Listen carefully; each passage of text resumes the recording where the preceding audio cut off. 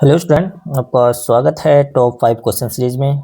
आज ये lecture number 12 और आज हम फिर से करने वाले हैं top 5 most important question of mathematics, जो कि इंपॉर्टेंट है एएमयू और जीएमआई क्लास 9th इंट्रेंस के लिए। तो चलिए फिर स्टार्ट करते हैं।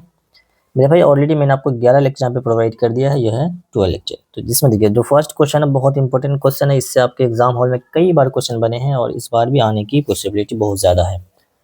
क्वेश्चन आपसे पूछा गया है, if the weight of 12 seat is 40 ग्राम, है ना। 12 सीट का जो वेट है कितना, 40 ग्राम है। आपसे पूछा है कि बताओ 2.5 केजी में कितना सीट बनेगा।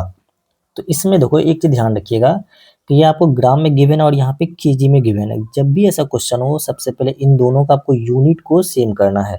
तो चलिए देखो ये ग्राम में है और ये आपका केजी में है, तो इसके यूनिट को हम सेम कर लेते हैं, ग्राम में कन्वर्ट कर देते हैं। और आपको पता है कि 1 केजी में कितने ग्राम होते हैं, 1000 ग्राम होते हैं। तो 2.5 केजी में बताओ कितने ग्राम हो जाएगा, 2500 ग्राम हो जाएगा। ठीक है, 2500 ग्राम। तो इसको यूनिट को सबसे पहले चेंज करना है। अब देखो इसमें यूनिटरी मेथड लगाएंगे। कौन सा मेथड लगाएंगे मेरे दोस्त, यूनिटरी मेथड। तो यूनिटरी मेथड के लगाने के लिए क्या करोगे, देखो यहाँ पे 40 ग्राम में कितना सीट बन रहा है, 12 सीट। तो आप यहाँ पे क्या लिखोगे, 40 ग्राम में 12 सीट बन रहा है। तो यूनिटरी मेथड के लिए सबसे पहले हम 1 ग्राम का निकालेंगे। तो 1 ग्राम में कितना सीट बनेगा भाई, 12/40। ये एक का है। आपसे पूछा गया बताओ 2500 ग्राम में कितना सीट बनेगा। तो आप यहाँ पर लिख लेना 2500 और यहाँ पे हो जाएगा कैसे, 12/40 और मल्टीप्लाई 2500। सिंपल सा यूनिटरी मेथड होता है, आपको पता होगा ये चीज़। आप इसको कट कुट कर दीजिए। सबसे पहले देखो 0 से 0 कैंसिल हो गया है, 4 से काटोगे तो 4 तिया 12। इसको मल्टीप्लाई कर लिए, 25 तिया 75, 75 और यहाँ पे 0 0 से। तो आपका जो करेक्ट आंसर चला जाएगा ऑप्शन नंबर सी में गिवन है। सो आपका करेक्ट आंसर हो जाएगा सी। आई होप आपको ये कंसेप्ट समझ में आएगा। नेक्स्ट क्वेश्चन देखिए, इस क्वेश्चन में क्या पूछा गया है, द दो नंबर है जिसका रेशियो आपको गिवन है 5:3 गिवन है।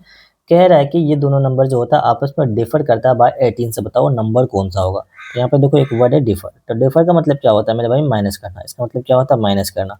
तो क्वेश्चन कह रहा है इसमें से बड़े में से जब छोटे को आप माइनस करते हो तो उसका आंसर कितना आता है, 18 आता है। तो इसके लिए आपको क्या करना है, इन दोनों नंबर को पहले आप एक्स मान लीजिएगा। तो देखो यहाँ पे 5 है तो इसको 5x से मान लेना है, और आपका जो 3 है तो इसको क्या मान लोगे, 3x से मान लोगे। क्वेश्चन कह रहा है कि दोनों आपस में जब इसको माइनस करते हो तो आंसर कितना आता है, 18 आता है। तो क्या करेंगे आप, बड़ा में से छोटा को माइनस करेंगे। तो 5x को आप यहाँ पे माइनस कर लोगे 3x से, ये आपका हो जाएगा 18। ठीक, अब इसको सॉल्व करना सिंपल सा है। तो 5x में 3x से माइनस करोगे तो हो जाएगा 2x हो जाएगा। 2x इज इक्वल टू 18 हो जाएगा। यहाँ पे इसको कट करोगे तो 9 हो जाएगा। तो x का वैल्यू आपका क्या निकला है, 9 निकला। लेकिन आपसे x का वैल्यू नहीं पूछा गया, आपसे क्या पूछा गया, मुझे नंबर बताइए। तो नंबर के लिए क्या करोगे, तो यहाँ पे 5x है तो 9 इंटू 5 कर लेना, क्या हो जाएगा मेरे भाई, 45। और उसी टाइप से यहाँ पे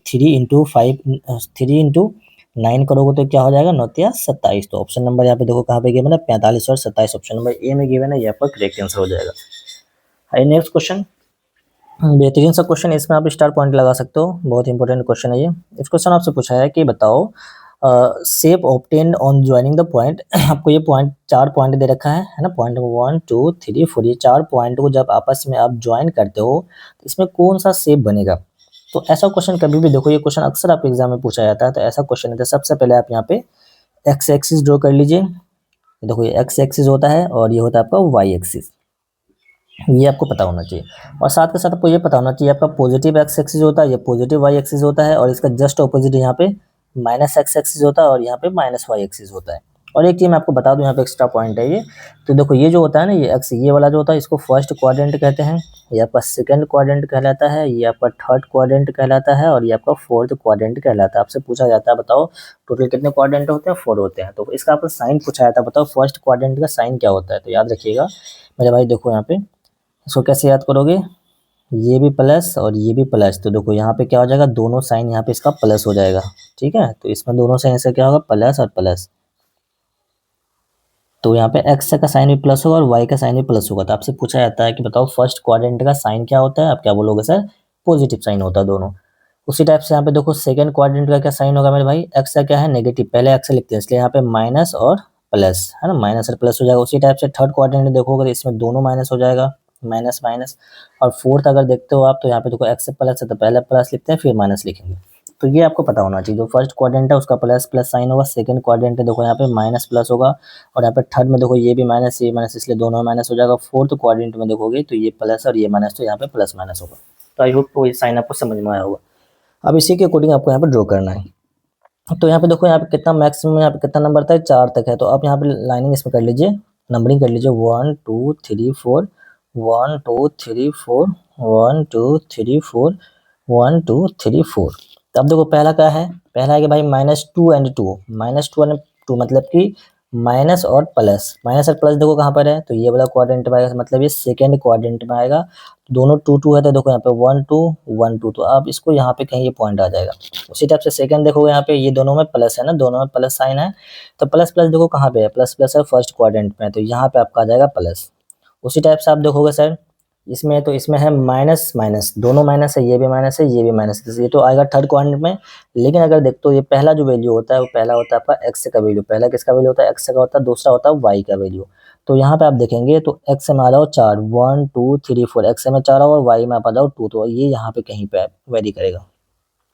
ठीक है मेरे भाई, तो आई होप आपको ये सारी चीज़ें समझ में अच्छे तरीके से आ रही होगी। उसी टाइप से आप देखो यहाँ पे ये है प्लस और ये है माइनस, तो प्लस माइनस देखो फोर्थ क्वाड्रेंट में आ रहा है, तो आपको पता है ये वाला एक्स का वैल्यू होगा और ये बाद वाला वाई का वैल्यू होता है। तो मतलब कि यहाँ पे एक्स में 4 जाना है, तो 1 2 3 4 एक्स में 4 जाएगा और वाई में आएंगे 2, तो ये यहाँ पे कहीं पे वेरी करेगा। अब क्या रहा है, इन सबको आप ज्वाइन कीजिए है ना, ज्वाइन करिए इन सब शेप को। जब इन सब शेप को आप ज्वाइन करते हो तो देखो इसको ज्वाइन कर लीजिए। ये देखो ये किस चीज़ का यहाँ पे फिगर दिख रहा है, क्या स्क्वायर बनना, नहीं भाई। स्क्वायर जो होता है जिसका टोटल साइड इक्वल होता है। ये रेक्टेंगल बनना, नहीं रेक्टेंगल भी नहीं बन रहा है। पैरेललोग्राम बनना है क्या, नहीं पैरेललोग्राम सर एक ही साइड इसका पहला है दूसरा साइड नहीं है, तो मतलब आपका कौन सा फिगर है, ये आपका ट्रेपेजियम। सो आपका करेक्ट आंसर चला जाएगा ऑप्शन नंबर सी। नहीं इस टाइप से होता है, इसको एक दो प्रैक्टिस करोगे तो ईजी हो जाता है। बस आपको पता होना चाहिए कि ये एक्स होता है, ये वाई होता है, ये फर्स्ट क्वाड्रेंट, ये सेकंड क्वाड्रेंट है ना, first quadrant, second quadrant, third quadrant, fourth quadrant, इसका साइन मैंने आपको लिखना बता दिया। और साथ के साथ इसको कैसे यहाँ पे लिखते हैं वो आपको पता होना चाहिए, बाद में इसको बस मिला देना है। नेक्स्ट क्वेश्चन देखो, इस क्वेश्चन आपसे पूछा है the area of rhombus is इतना है एंड वन डायगोनल ऐसा गिवन, आपसे पूछा मुझे उसका साइड बताओ। ये क्वेश्चन थोड़ा सा टफ होता है लेकिन बहुत इंपॉर्टेंट क्वेश्चन होता है, मैं आपको इसको आसान तरीके से सॉल्व करने को सिखाता हूँ। देखो क्या गिवन है मेरे भाई, एरिया ऑफ रोम्बस गिवन है, जो गिवन है वहां से उठाओ। ठीक है, अभी आगे नहीं पढ़ना, क्या गिवन है, एरिया ऑफ रोम्बस। तो एरिया ऑफ रोम्बस क्या होता है सर, ये होता है हाफ d1 इंटू d2। ठीक है, अब देखो एरिया कितना गिवन है 120, तो 120 लिख लीजिए यहाँ पे। बस जैसे क्वेश्चन कह रहा है वैसे आपको काम करते जाना, कुछ भी दिमाग नहीं लगाना। अब देखो d1 मतलब डायगोनल 1, डायगोनल 1 आपको कितना गिवन है 24, तो यहाँ पे आप 24 लिख लो, और d2 आपको नहीं पता तो उसको रहने दो। अब इसको सॉल्व कीजिए, जब इसको सॉल्व करते इसको कट कर देना, 12 से कटेगा, फिर इसको यहाँ से कट करोगे तो 12 दाएं मतलब 10 से हो जाएगा, तो यहाँ पे d2 का वैल्यू आपका क्या हो जाएगा 10 हो जाएगा। ठीक है, तो मतलब d2 आपका निकल चुका है। तो यहाँ पे रोम्बस बना लो आप, है ना। आप देखो यहाँ पे इतना काम आपको करना है सबसे पहले, उसके बाद फिर यहाँ पे देखो डायग्राम के थ्रू मैं आपको सिखा देता हूँ ताकि आप कभी भी कंफ्यूज ना हो। तो आपको पता है ये डायगोनल होता है रोम्बस के अंदर, एक डायगोनल ये, दूसरा डायगोनल आपका हो गया ये। तो ये दोनों आपका मेरे दोस्त डायगोनल है। तो देखो यहाँ पे बड़ा बड़ा डायगोनल, बड़ा वैल्यू क्या है 24 है, तो 24 देखो ये जो डायगोनल आपस में इंटरसेक्ट करता है, और ध्यान रखिएगा ये डायगोनल अपने आप में मतलब जब इंटरसेक्ट करेगा तो ये दोनों को इक्वल भाग में डिवाइड कर देता है। मतलब ये अगर ये पूरा 24 है तो ये कितना हो जाएगा 12 हो जाएगा, और ये भी कितना हो जाएगा 12 हो जाएगा। उसी टाइप से ये पूरा देखो ये 10 निकालो आप, ये पूरा 10 है तो ये कितना हो जाएगा 5 हो जाएगा, और ये हो जाएगा 5 हो जाएगा। और एक प्रॉपर्टी और होता है डायगोनल जो इसका रोम्बस का, कि ये आपस में यहाँ पे कितना डिग्री बनाता है 90 डिग्री बनाता है। तो आप किसी एक ट्रायंगल को यहाँ से ले लीजिए, चलिए मैं इस ट्रायंगल को लेता हूँ, किसी को भी ले सकते हो कोई दिक्कत नहीं है। ये देखो आपस में आपका क्या है, राइट एंगल ट्रायंगल बन गया है। राइट एंगल ट्रायंगल में आपको पता है कि पाइथागोरस थ्योरम लगता है, तो वो वाला पाइथागोरस एक दो साइड आपको पता है, और तीसरा साइड आपको यहाँ पे निकालना होता है। वैसे तो आप इसको डायरेक्ट याद होना चाहिए आपका पाइथागोरस ट्रिपलेट्स, अगर आपको पता है तो आपको पता है 5 12 13 जो होता है वो पाइथागोरस ट्रिपलेट्स होता है। डायरेक्ट टाइम यहाँ पे आप 13 लगा के आगे जा सकते थे, लेकिन सपोज दैट आपको पता नहीं है अभी, तो आपको क्या करना है मैं आपको निकाल कर बताता हूँ। तो आपको पता है ये right angle just opposite side ये हाइपोटेन्यूस होता है, बाकी ये बेस और परपेंडिकुलर। तो हाइपोटेन्यूस निकालने के लिए क्या होता है मेरे भाई फॉर्मूला, रूट अंदर इन दोनों का स्क्वायर करना आपको, 12 का स्क्वायर प्लस 5 का स्क्वायर। तो यहाँ पे रहने दीजिए, और 12 का स्क्वायर क्या होता है 144, और 5 का स्क्वायर होता है 25, तो इन दोनों का ऐड कर दीजिए तो क्या हो जाएगा मेरे भाई 144 और 25 करोगे तो आपका हो जाएगा 159, 5 4 9, 159 हो जाएगा। और 159 बताओ किसका होता है 13 का होता है। सो आपका करेक्ट आंसर चला जाएगा ऑप्शन नंबर सी। समझ में आया आई होप की। चलिए नेक्स्ट क्वेश्चन देखेंगे। ये क्वेश्चन में आपका अच्छा क्वेश्चन है। इस क्वेश्चन में से पूछा है कि नरिश बाउट एन एयर कूलर फॉर इतना, मतलब एक नरिश है वो एक एयर कूलर खरीदता है कितने में, 4400 रुपये में। इसके अंदर जो इंक्लूडेड है उसका टैक्स से भी, इसके देखो टैक्स मिला के वो खरीदता है कितना, 4400 रुपया में। ये क्वेश्चन कह रहा है आपसे बताना है कि अगर वो टैक्स नहीं देता है तो बताओ उसका प्राइस क्या होता है। अगर ये 10% उसको टैक्स नहीं लगता तो उसका प्राइस क्या होता है, ये क्वेश्चन आपसे पूछा गया है। तो साथ के साथ एक चीज़ और ध्यान रखिएगा, आपसे एग्जाम में एक बार इसका फुल फॉर्म डायरेक्ट पूछा गया है, खासकर को जामिया में, कि वीएटी का फुल फॉर्म क्या होता है। किसका फुल फॉर्म, वीएटी का। आपको याद रखिएगा, वैल्यू एडेड टैक्स इसका फुल फॉर्म होता है। तो आइए इसको क्वेश्चन को सॉल्व करते हैं। सबसे पहले देखो, ये जो 10% है, इसी में इसका ही 4400 का 10% है। तो आप क्या कर लो, एक सिंपल सा तरीका मैं बताता हूँ। 10% ऑफ 4400 कर सकते हैं यहाँ पे। तो 10% किसका है मेरे भाई, ऑफ 4400। तो अब यहाँ पे निकालिएगा, उसको टैक्स से कितना देना पड़ रहा है वो निकाल लीजिए। परसेंटेज हटाओगे तो आपको पता है कि नीचे 100 आता है। जीरो से दो जीरो कैंसिल हो जाएगा। 440 में यहाँ पे 10 से मल्टीप्लाई करोगे ना, मल्टीप्लाई हो जाएगा तो क्या हो जाएगा मेरे भाई, 440 हो जाएगा। अब यहाँ पे आपका ये सिंपल क्वेश्चन हो जाता है। दो जीरो कैंसिल होगा, फिर यहाँ पे देखो सिंपल होता है। 4400 में अगर यहाँ पे आप 440 माइनस कर देते हैं, 440 अगर माइनस करते हो जीरो में से जीरो, ये तो आंसर नहीं आ रहा यार मेरे दोस्त। इसको इस तरीके से नहीं सॉल्व कर सकते हैं, मुझे लगा था डायरेक्ट हो जाएगा, लेकिन इसको थोड़ा सा लेंदी प्रोसेस से ही करना पड़ेगा। फिर देखो, क्योंकि यहाँ पे वैल्यू एडेड टैक्स, इसको आपका ओरिजिनल प्राइस यहाँ पे नहीं गिवन है, ठीक है। पहले आप ओरिजिनल प्राइस को इस क्वेश्चन में क्या करोगे, एक्स मान लोगे। तो लेट द ओरिजिनल प्राइस को आप क्या मानना है, आपको एक्स मानना है। उसके अकॉर्डिंग यहाँ पे सॉल्व करेंगे। देखो यहाँ पे जो वेट इंक्रीज हो रहा है वो 10% इंक्रीज हो रहा है, ठीक है। ये आपको समझना है, क्योंकि उसमें इंक्लूडिंग टैक्स ऑफ 10%। अब यहाँ पे क्या करोगे, जो आपका ओरिजिनल प्राइस माने हो उसको प्लस कर देना है, जो भी आपका परसेंटेज यहाँ पे है ना, जो आपका टैक्स है वहाँ पे उसको ऐड करके, है ना, तब आपको यहाँ पे 4400 के इक्वल करना है। ये आपको गिवन है, यहाँ पे इक्वेशन बनाना था थोड़ा सा, ठीक। मैं सोचा डायरेक्ट बन जाएगा, लेकिन डायरेक्ट नहीं बनेगा क्वेश्चन। तो आप सिंपल सा है, इसको आप सॉल्व करना है। जब इसको आप सॉल्व करते हो तो यहाँ पे x से आप निकाल लीजिए कॉमन, तो x से कॉमन निकालोगे तो यहाँ पे 1 प्लस 10% बचेगा, और इज इक्वल टू आपको हो जाएगा 4400, ठीक। यहाँ पे x से इज इक्वल टू हो जाएगा। फिर इसको आप सॉल्व बस करना, आप कुछ है नहीं, बस सॉल्व करते जाना, जितना आप ज़्यादा हो सके, जितना फास्ट हो सके सॉल्व कीजिए। तो 10 बाय 100 हो जाएगा, इज इक्वल टू हो जाएगा पर 4400। जीरो से जीरो कैंसिल हो जाएगा, और x इज इक्वल टू आप यहाँ पे अगर देखोगे एलसीएम लोगे तो 10, और 11 बाई यहाँ पे हो जाएगा आपका 10, है ना।